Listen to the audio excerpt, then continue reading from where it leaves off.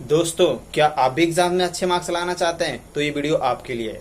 इस वीडियो में मैं आपको 5 ऐसे टिप्स बताने वाला हूं जिससे आप एग्जाम में अच्छे मार्क्स ला सकते हैं।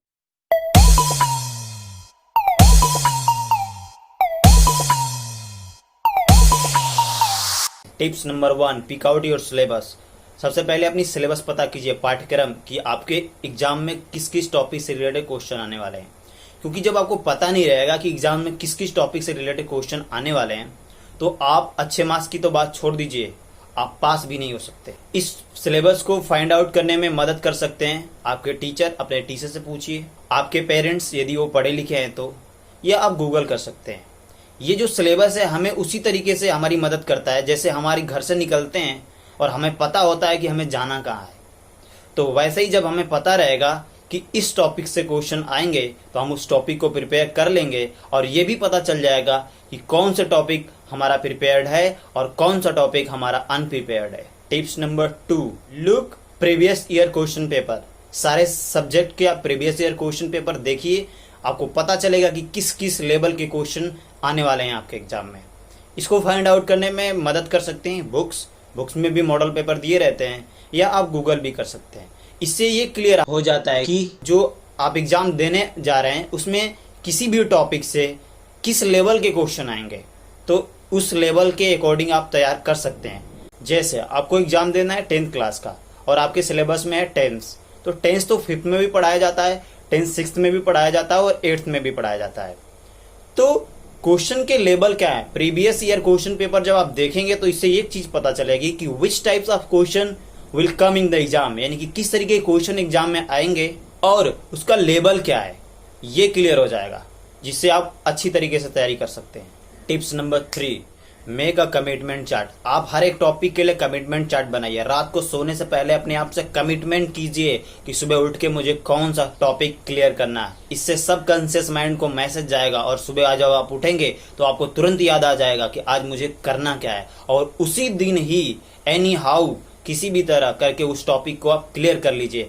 तब एक एक टॉपिक को क्लियर करते हुए आप आगे बढ़ेंगे तो आपके एग्जाम्स में मार्क्स अच्छे आने से कोई रोक नहीं सकता। Tips number 4, continue to revise taught point, यानी कि जो भी आप पढ़ चुके हैं उसी रिवाइज करते रहिए। इसमें आपको टिप्स नंबर 2 आपका मदद करेगा।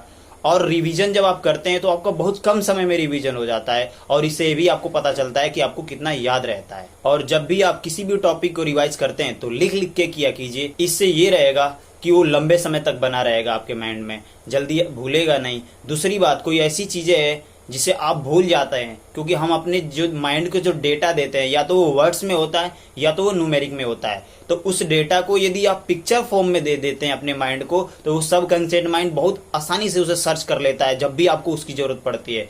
तो याद रखें कि जब भी आप कोई भी चीज पढ़ते हैं तो उसे न्यूमेरिक और वर्ड्स फॉर्म में देने के बजाय उसे पिक्चर फॉर्म में दीजिए। इससे जब भी आपके माइंड को जरूरत पड़ती है तो आसानी से उसे सर्च कर लेता है और आपको याद आ जाता है तुरंत कि अरे ये तो ऐसा ही था। जैसे फोटोसिंथेसिस का यदि आप डेफिनेशन के थ्रू लंबा थ्योरेटिकल यदि आप उसे याद करेंगे तो आपको ज्यादा भूलने के चांसेस रहेंगे। लेकिन एक बार जब भी आप उसे डायग्राम के थ्रू आप बना करके याद कर लेंगे तो वो आपको कभी भी नहीं भूलेगा। जब भी एग्जाम में आएगा तो डायग्राम आपके दिमाग में याद रहेगा, पहले क्या होता है उसके बाद क्या होता है, तो वो आसानी से आपका माइंड उसे सर्च करके आपको दे देगा और आसानी से आप उसे लिख ले सकते हैं। मैं बहुत सारे शिक्षकों से मिला जो बोर्ड्स की कॉपियां चेक कर चुके हैं, तो उसमें से जब मैं पूछा कि सर किसी भी बच्चे की आप जब कॉपी देखते हैं तो सबसे पहला आपका फोकस किस बात पे रहता, तो उसमें से 80% का रिप्लाई ये था कि जब भी हम किसी भी स्टूडेंट की जब हम कॉपी चेक करने जाते हैं तो सबसे पहले ये चेक करते हैं कि उसकी राइटिंग कैसी है। जिसकी राइटिंग अच्छी होती है इससे देख करके उसे चेक करने में आसानी होती है, क्योंकि आप कितना भी सही लिख दें और यदि साफ साफ एग्जामिनर को समझ में ना आए कि ये लिखा क्या है तो आपके मार्क्स अच्छे नहीं आ सकते। तो इसीलिए लास्ट टिप्स है focus on writing. Writing improve करने के लिए आप एक एक पेज हिंदी की इंग्लिश की लिख सकते हैं, या जब रिवीजन आप करते हैं तो उसको लिख लिख के करेंगे तो ऑटोमेटिक धीरे धीरे आपकी स्पीड इंप्रूव हो जाएगी, आपकी हैबिट बन जाएगी। तो एग्जाम्स में ज़्यादा लिखने होते हैं कम समय में, तो आपकी मदद करेगा। आशा करता हूँ वीडियो आपको समझ में आई होगी और अच्छी लगी होगी। तो वीडियो को लाइक कीजिए, सब्सक्राइब कीजिए चैनल को और बेल का आइकन प्रेस कीजिए और इस वीडियो को अपने दोस्तों के साथ शेयर कीजिए। मिलते हैं अगली वीडियो में, तब तक के लिए जय हिंद।